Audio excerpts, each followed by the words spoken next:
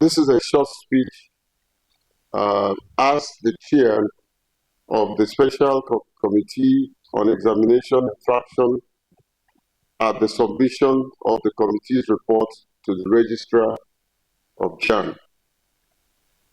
The Registrar, Joint Admission and Matriculation Board, Professor Isiaq Oloyede, CON, and I dare add Baba. Distinguished member of the management of JAMB, esteemed members of the Special Committee on Examination Infraction, ladies and gentlemen, members of the press, it is with a deep sense of duty, humility, and commitment to the integrity of our nation's education system that I, on behalf of the Special Committee on Examination Infraction, stand before you today to present the report of our assignment. When this committee was inaugurated on the 18th of August 2025, we were charged with a solemn mandate to investigate, review, and recommend measures to address the growing and dangerous menace of technology-enabled examination malpractice in the Unified Tertiary Matriculation Examination, UTME. We understood from the very beginning that this was not just an administrative task. It was a moral obligation, a national service, and a fight for the soul of the meritocracy in Nigeria. The task before us, our terms of reference, were clear and comprehensive. We were to identify the methods, pattern, tools, and technology used to perpetrate infractions, review existing examination and registration policies, determine the culpability of the 6,458 suspected candidates, recommend sanction where culpability was established, propose a proactive framework for detention, deterrence, and prevention of future infractions. 6, consider and advise on other incidental issues. I tried to give a summary. This was no small task, but the committee, composed of experts from academia, technology, security, civil society, and law, approached it with diligence, integrity, and unity of purpose. Key findings. Registrar, sir. Baba, I'll add. What we discovered shocked us deeply. 1. Examination malpractices has evolved into a highly organized, technology-driven, and culturally normalized enterprise. We documented 4,251 cases of finger blending, 190 cases of AI-assisted image morphing, 1,878 false declarations of albinism, and numerous cases of credential forgery, multiple NIN registration, and solicitation schemes. This fraud is not the work of candidates alone. It is sustained by syndicates involving some CBT centers, schools, parents, tutorial operators, and even technical accomplices.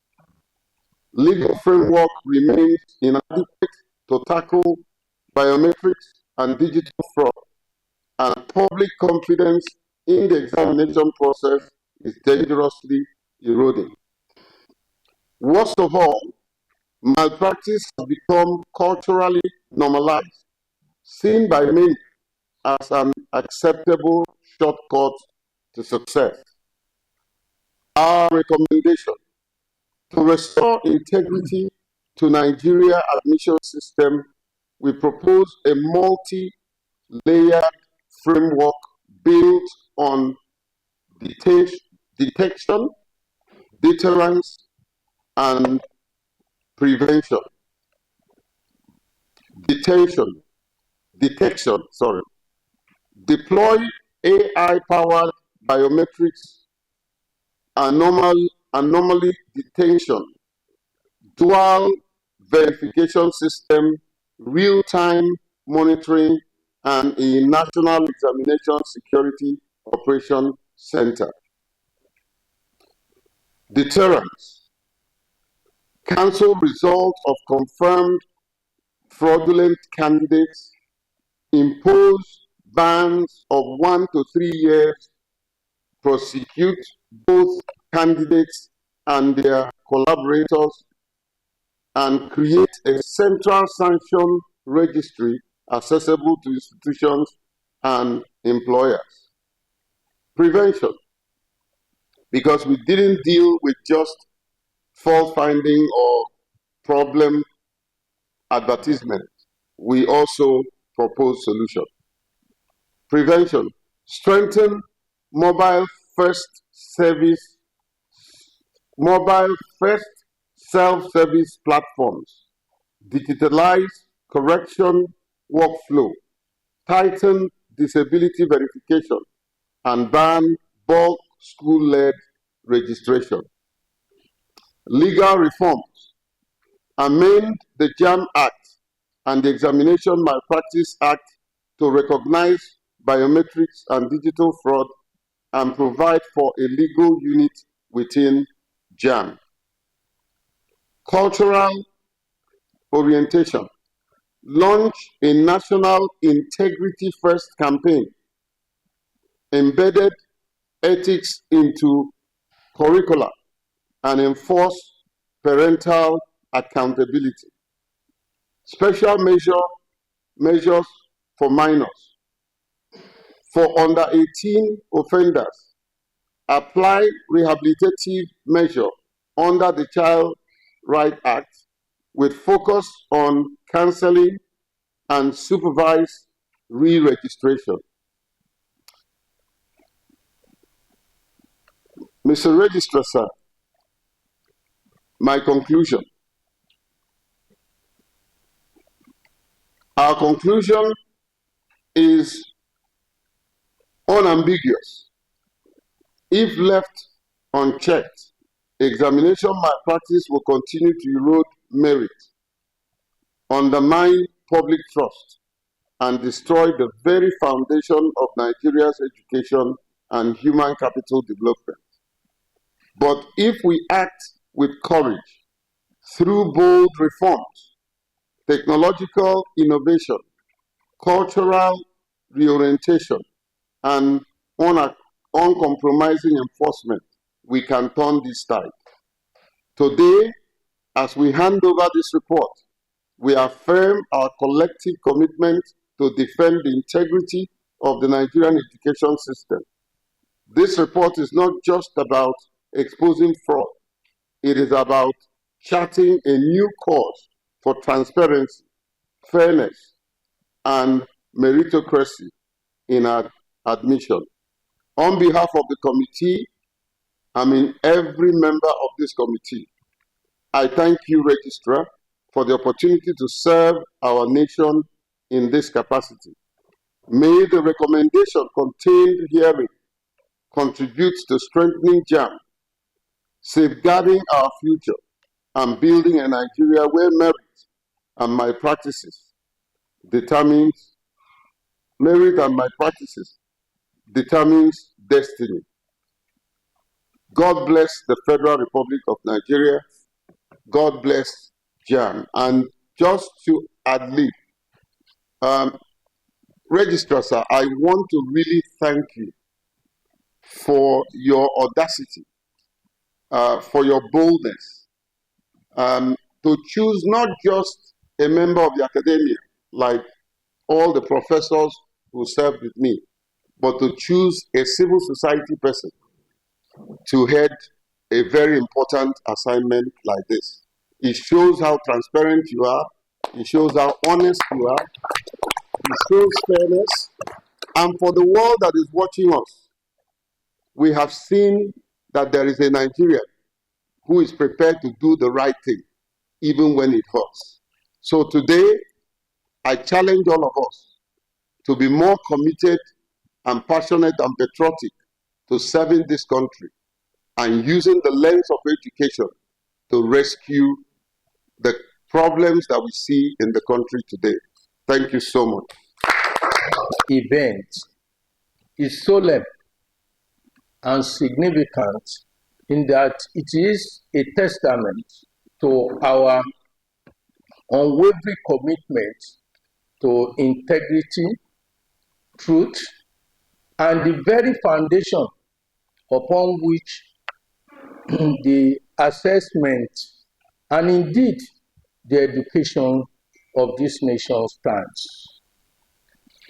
The committee was inaugurated on the 18th of last month, precisely 3 weeks ago, with a 3-week tenure. To the chairman and members, I wish to extend our profound and sincere gratitude to you for a job well done. You were tasked with a complex, sensitive, and undoubtedly challenging mandate to look into the darkness that ought not to have occurred in the first instance, to follow the truth, to follow the facts without fear or favor, to pursue and provide us with a clear path towards remediation. I have not been opportune to know what you have recommended beyond what the chairman has just said.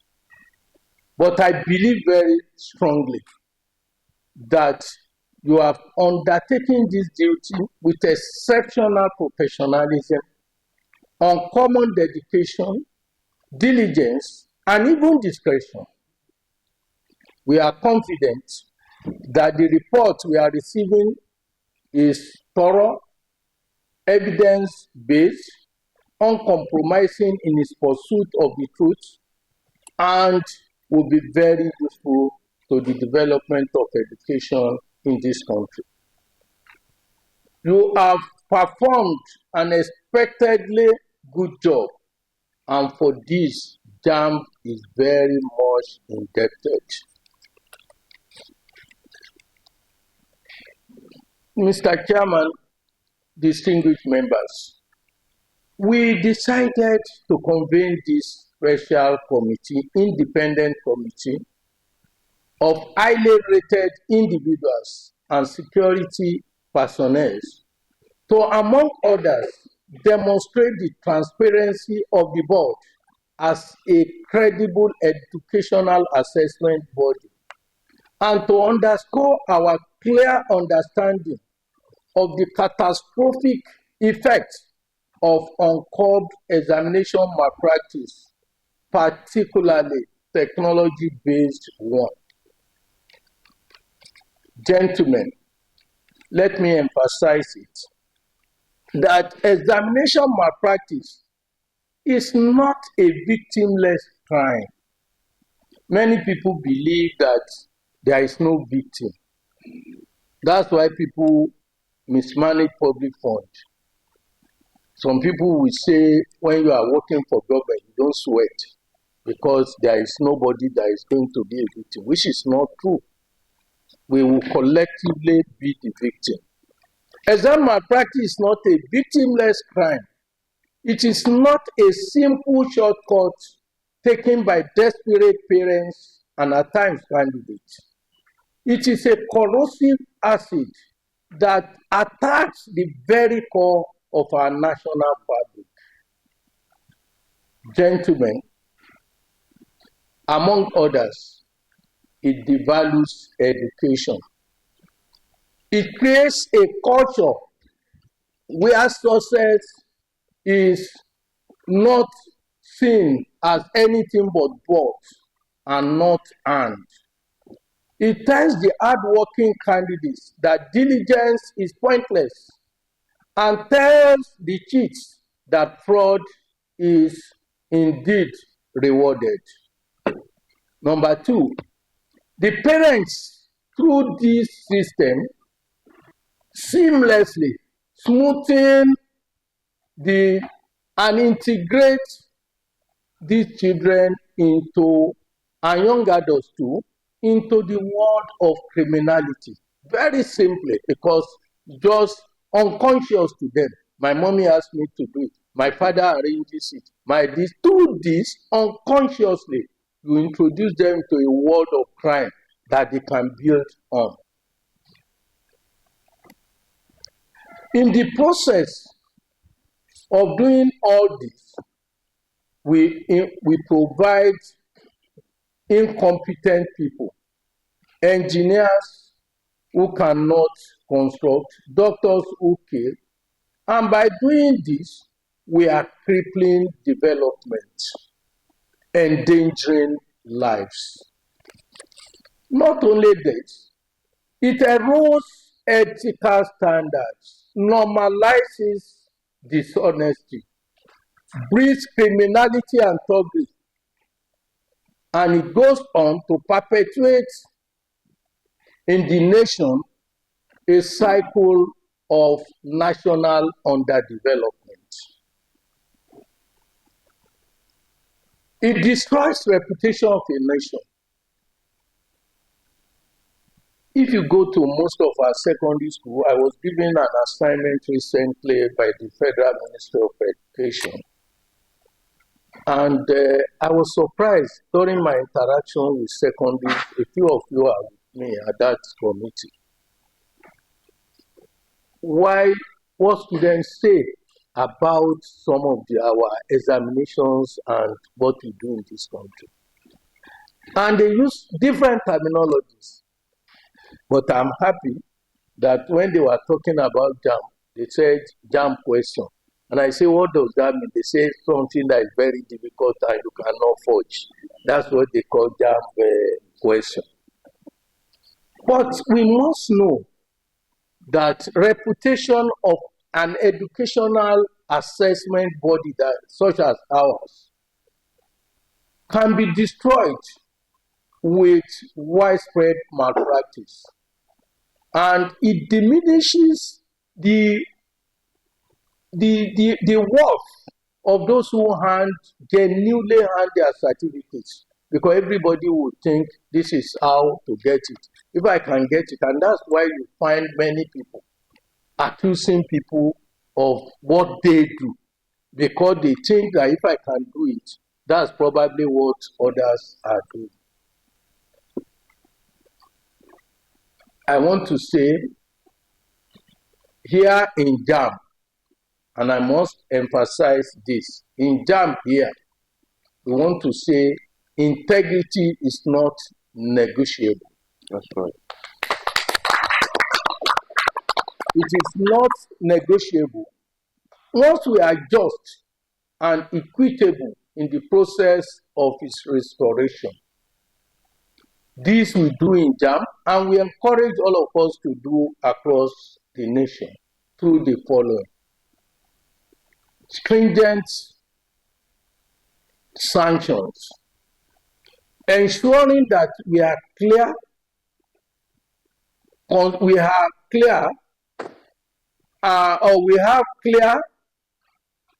consistent, and consequential penalties for malpractice, and apply this equally across board, not bending for anybody, whoever the person is. 2, investing in integrity. We are going to employ technology and other robust processes to secure our assessment systems, making malpractice difficult, if not impossible, to commit. Number 3, we are going to continue to encourage moral education, insisting on ethical standards for the children from the outset. Let them know that characters are more than grades.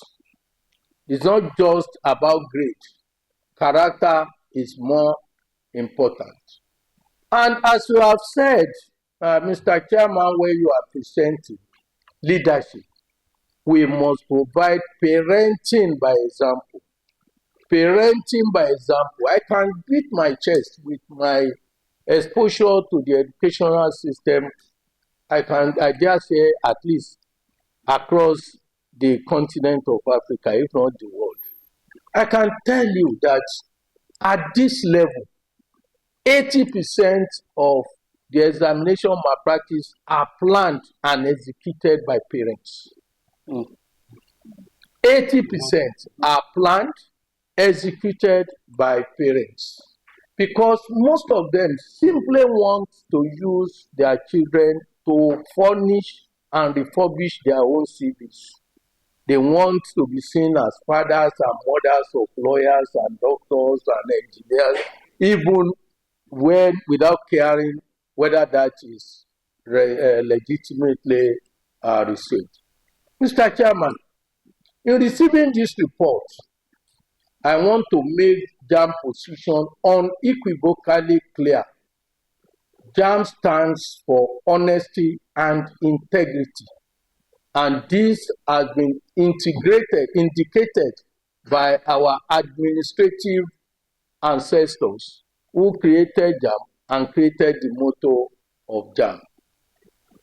Mr. Chairman, I want to emphasize that if we do not do anything as we are doing now, or we allow sentiments to overtake what we are doing, it's not likely that we will all not be blamed at the end of the day for at least not doing what we are supposed to do.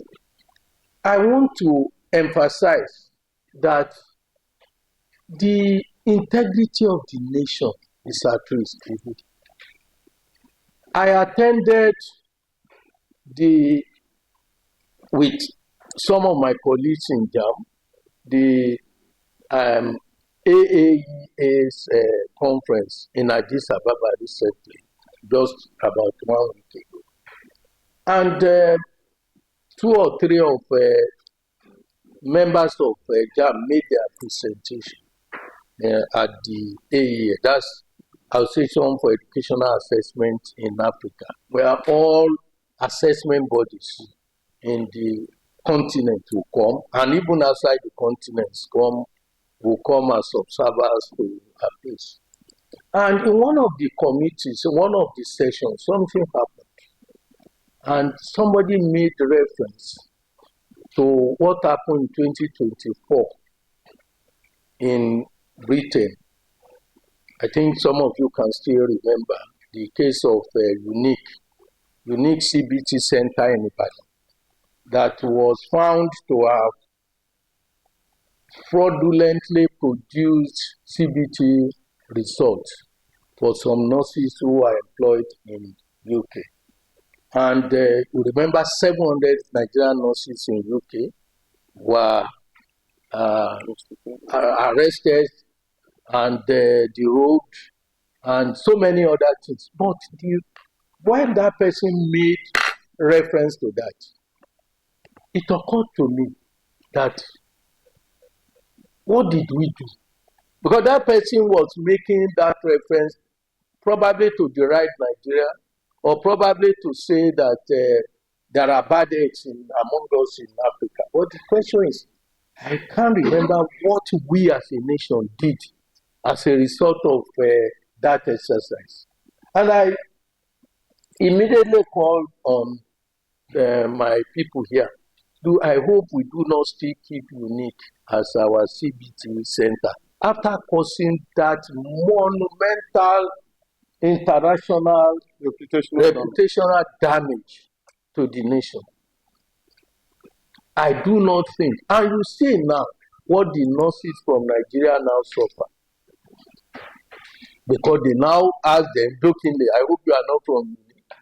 Then they will then be looking and be reassured that they were actually nurses, because those people who are giving the test were not nurses. And I believed, and I made up my mind that I will still reopen this with the Honorable Minister of Education. We have an Honorable Minister of Education who is committed to eliminating all these vices. And I intend to reopen. And I've told my colleagues who are Nigerians with us at the conference that we have to reopen this issue. And ask, because the reputation, people will continue to taunt us with it.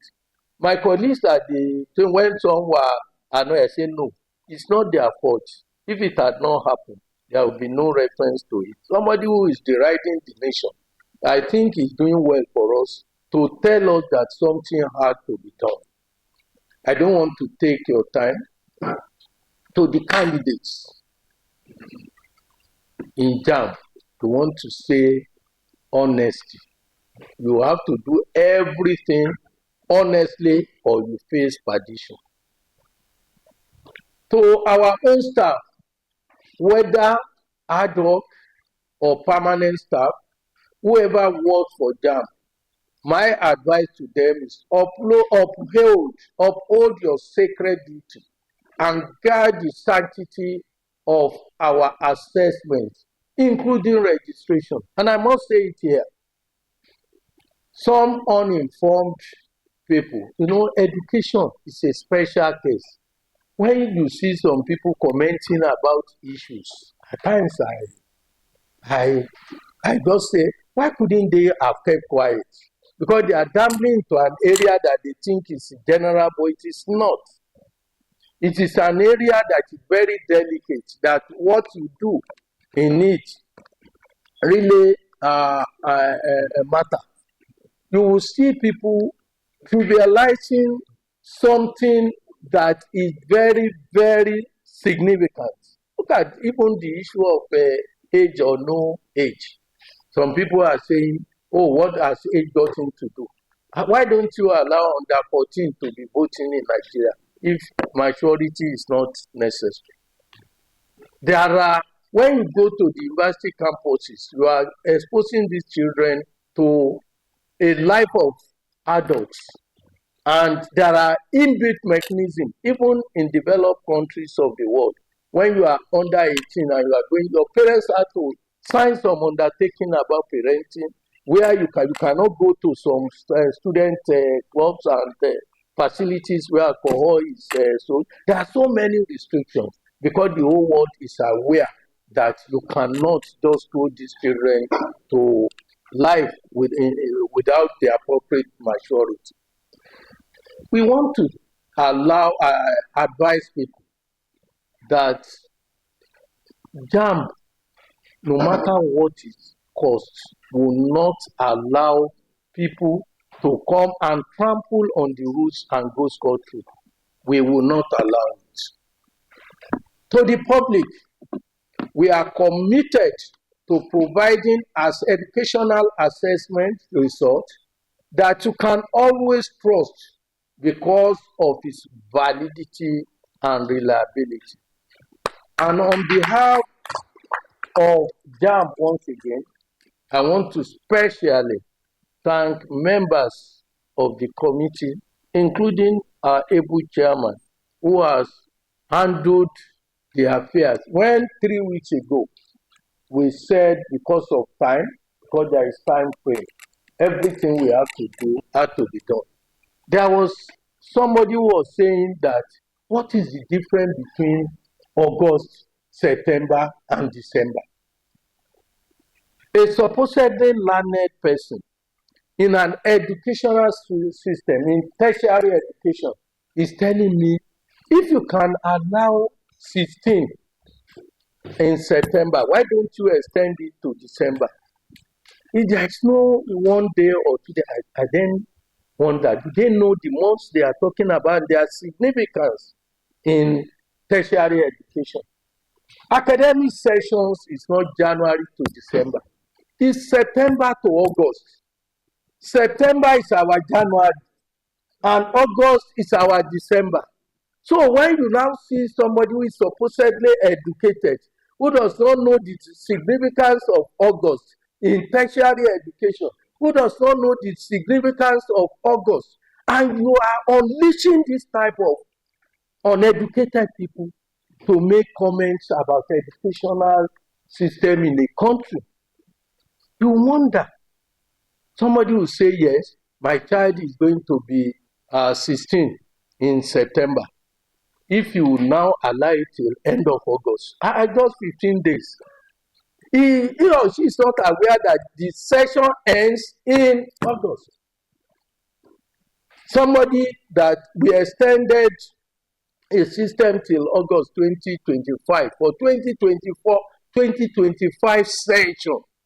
The session ends in August, and somebody is saying my child is September. Should we then open a session that has closed at the end of it? I want to emphasize that education is not free for all. Let people want to comment about education, go and learn about it, how they do it.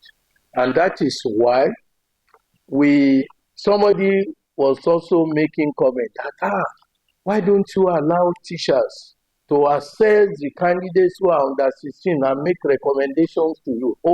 Individual teachers in individual schools to make the recommendation. Then you have to go to the National Assembly to amend the law, because the law gives that mandate to JAMB. So if you now believe that we should now secede that to individual teachers, go to the National Assembly and amend the mandate of JAMB. And that is why we have set up the appropriate mechanism for the assessment of the underage. The underage are not qualified to be admitted. And some people ask the question, why did you ask them to take the form? I say, this is a stupid question. If we do not allow them to take the form, how do we identify the exceptionally brilliant one among them? The exceptionally gifted. They are just one or two in a million all over the world. You see some ignorant people citing 10 within 25 years. The example they will give are just about 10 in 25 years across the whole world. And they are not giving just in Nigeria or in Ghana. Across the whole world, they will give you 10 and over 25 years. But in Nigeria, you have 40,000 in a year who claim they are. And they do not see the contradiction. How do we entrust the life, the fortune, the fate of a nation to the hands of people who cannot reason well? So I want to advise that we have a responsibility, particularly those of us who are in the tertiary education system, to enlighten people, not to assume that they know.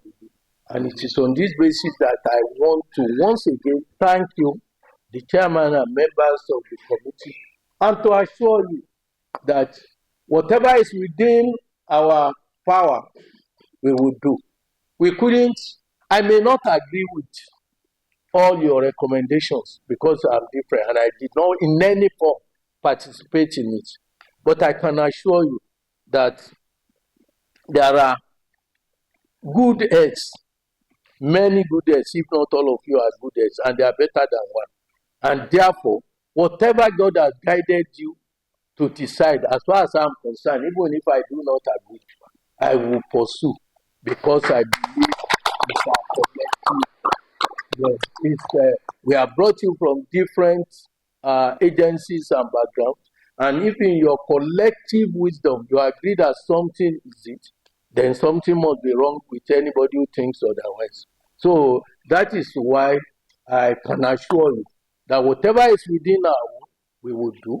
Whatever is beyond us, that will go to the Honorable Minister of Education, we will do, in the absence of a board. And whatever needs to go to the National Assembly, we will also pursue. Once again, I thank you. I appreciate you. May God bless you. May God bless the Federal Republic. We are going to look into the report and implement. Whatever is beyond JAMB will go to the appropriate authorities, including the Ministry of Education and the National Assembly. That's exactly what we will do. But whatever is within our purview will be done immediately. I believe they will have looked at. Some people believe that examination malpractice is on the rise. It's not true.